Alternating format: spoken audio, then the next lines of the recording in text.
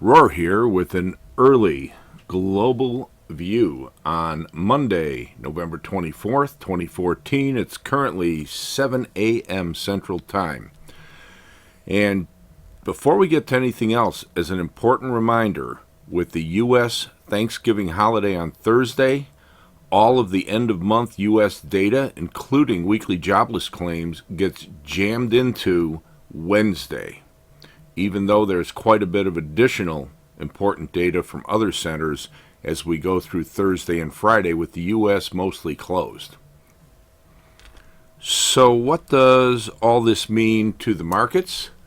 And here we classically have the U.S. short-term charts for the S&P 500, hourly on the left, 30-minute on the right, and we saw the massive gap higher off of what Mr. Draghi had to say, and especially that Chinese central bank rate cut on Friday.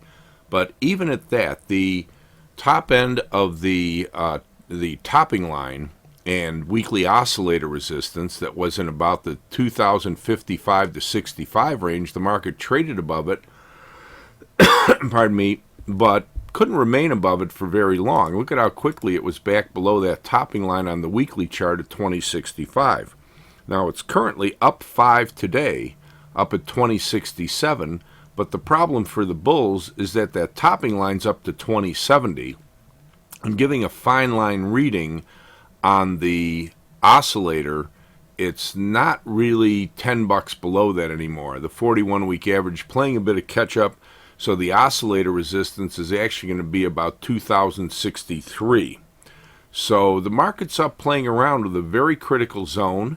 It's going to be interesting to see whether it can escape 2070, which for practical purposes now would mean escaping the 2072.5 high from Friday.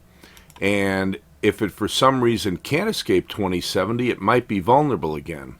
And one thing that was most interesting, even with the overall strength, was the degree to which the hourly MACD sank back toward the top of its runaway band. So it's good for the bulls. The market's up early today, but if it should start to sag back, it could defuse the overall upside momentum. We shall see. Lower support is, of course, back to the near-term congestion and the gap from Friday, the low end of it, back around the 2052 close from Thursday, and the false down break from early Thursday morning when all the negative data finally got this market to retest the bigger lower support in the 2040 to 36 level we'd been looking at for a couple days out of early last week.